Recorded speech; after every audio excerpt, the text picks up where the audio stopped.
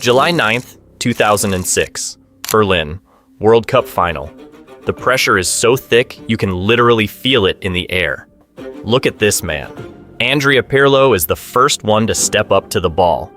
You know what he was doing just a few hours before kickoff? He was playing PlayStation and taking a nap. Then that evening, he went out and straight up rewrote history. Nowadays, we're used to the term regista, but before Pirlo, the world had no clue you could run a game with pure IQ instead of just muscle. This is the story of the professor, the guy they wrote off at 32, only for him to turn around and take over all of Italy. Pirlo wasn't some kid from nowhere. He was born in Flero, into the family of a steel company owner. He had the money, he had the support, but on the pitch, all of that actually worked against him. In the Brescia Youth Academy, his teammates, they just stopped passing him the ball. You know why? They were jealous. Pirlo was so much more technical and smarter than them that it just pissed them off. He would leave the field in tears, complaining to his dad, but that's exactly when that signature stubbornness of his kicked in. At 16, he breaks into the big leagues in Serie A. Back then, everyone saw him as a classic number 10, a trequartista. He was expected to score and show off his skills right outside the box. At 19, a top-tier club snatched him up, Inter Milan. It felt like he'd finally made it. But Inter in the late 90s was a graveyard for talent. Managers were swapped out every 6 months. Guys like Lucescu, Lippi, Tardelli, and nobody had a clue what to do with this quiet kid. They sent him out on loan to Regina and then back to Brescia. And that's when the magic happens. The winter of 2001. Pirlo is on loan at his hometown club, Brescia. The legendary Roberto Baggio is already there, playing out his final years. Just look at this pass against Juve. That was the point of no return. The whole world saw it. Pirlo didn't need dribbling to tear a defense apart. All he needed was one look. It was right after this season that Milan dropped a massive 17 million euros to snatch up the player that Inter just couldn't see the potential in. Pirlo moves to Milan and lands in a dream team. But there was one problem. The Rossoneri squad was overflowing with attacking geniuses.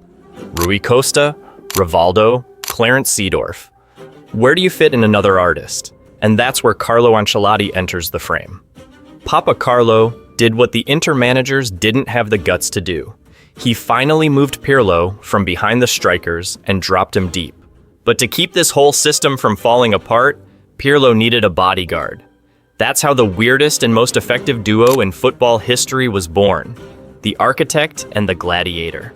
Gennaro Gattuso ran for two, snapping at opponents and tearing up the pitch just so Pirlo would have time to simply think. Gattuso later joked, "When I see what Pirlo does with the ball, I ask myself, am I even a football player at all?" With Milan, Pirlo would win it all. His first Champions League trophy came as early as 2003. But in 2005, he would live through the worst night of his life. That infamous Istanbul final against Liverpool. Leading 3-0 at halftime only to lose on penalties.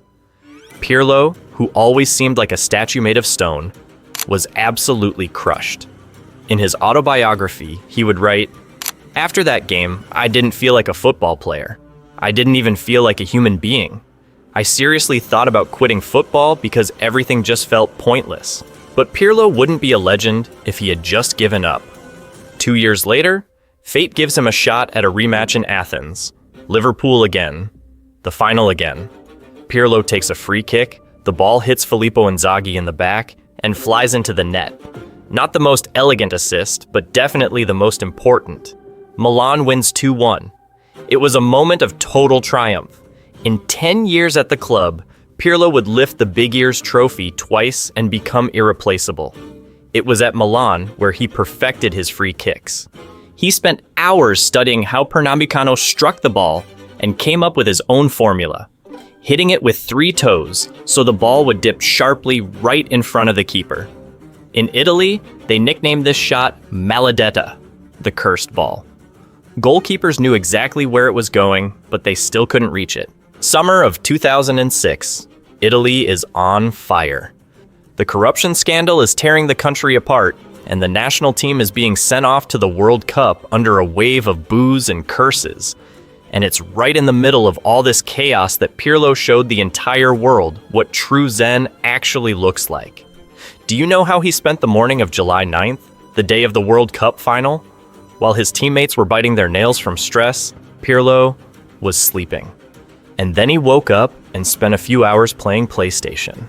In his autobiography, he would write that legendary line, "On the afternoon of July 9th, 2006, in Berlin, I slept and I played the console.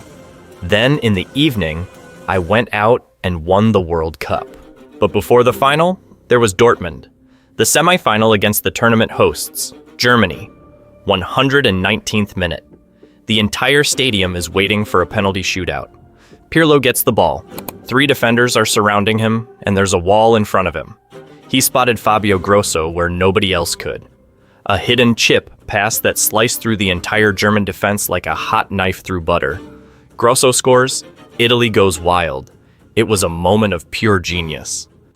In the final against France, it was his corner kick that set up Materazzi to level the score. And when it came down to penalties, Pirlo was the first to step up. That's the heaviest burden. You miss, and the whole country hates you. But he walked to the spot with the face of a guy just buying a newspaper at a stand. A shot into the top corner. That night, he was named the man of the match for the final. 3 times during a single tournament, he was recognized as the player of the game. Pirlo was officially crowned the best midfielder on the planet. At 27, he reached the peak that every kid with a ball dreams about. But the most amazing part was still to come. 5 years later, he'd be called washed up, and he'd have to start all over again. 2011, Milan. Pirlo is 32 years old. The club's management makes a mistake that football historians will be talking about for decades. Vice President Adriano Galliani calls Pirlo to the carpet. The club's logic was simple. You're getting older, you're prone to injuries, and we're building a new team around Van Bommel. Pirlo was offered a 1-year contract. He wanted 3. He knew his engine hadn't stalled yet, and his brain definitely hadn't. In the end, a cold handshake. Pirlo leaves for free. Milan didn't even try to keep him, thinking his time was up. In Turin, they welcomed him with open arms. Gigi Buffon recalled, "When I found out that Pirlo was joining us for free, I thought to myself, God exists. It was the heist of the century." Juventus was in a massive crisis back then, 2 years in a row finishing in 7th place, no Champions League, and the club's legendary image was falling apart. And then the maestro arrives. Antonio Conte, the Juve manager at the time, realized right away. He didn't need to build a system around Pirlo. Pirlo was the system. In his very first match for Juve against Parma, he provided 2 assists. The stadium was electric. Throughout the entire 2011-12 season, Pirlo played like he was 20 again. He made more passes than anyone else in Serie A. Juventus went the entire championship without a single defeat.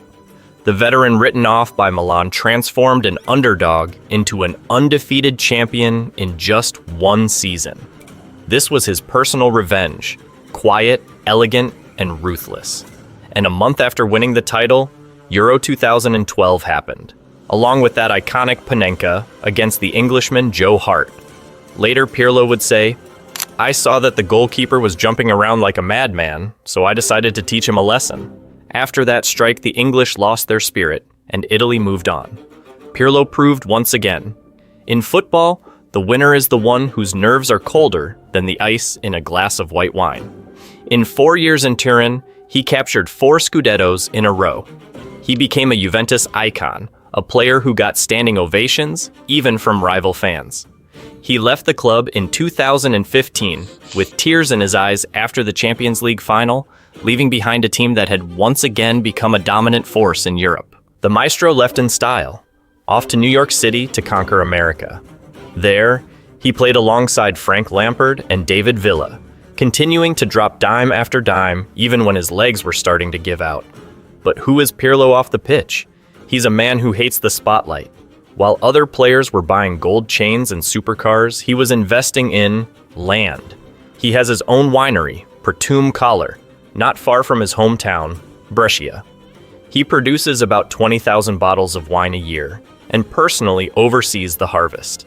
To him, football is art and wine is life. And then, of course, there's PlayStation. That's his second passion after football. He once admitted that over his career, he's played more matches in FIFA than on an actual pitch. After the wheel, the PlayStation is the greatest invention of all time, Pirlo once stated quite seriously. That's him in a nutshell, outwardly cold, an almost sleepy professor who deep down remains a competitive kid. In 2017, he officially hung up his boots. His farewell match in Milan brought together all the stars of that era.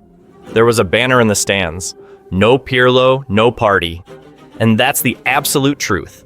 Without him, football became a bit more athletic, a bit faster, but it lost a little bit of its magic. Nowadays, he's trying his hand as a manager. It's a path of trial and error, a tough season at Juventus, a stint in Turkey. He's learning all over again, but his philosophy remains the same. Pirlo proved one vital thing. To be the king of the pitch, you don't have to throw elbows or be the fastest guy out there. You just need to have imagination. He was the architect who built bridges where others only saw walls. The maestro has left the stage, but his music will play forever.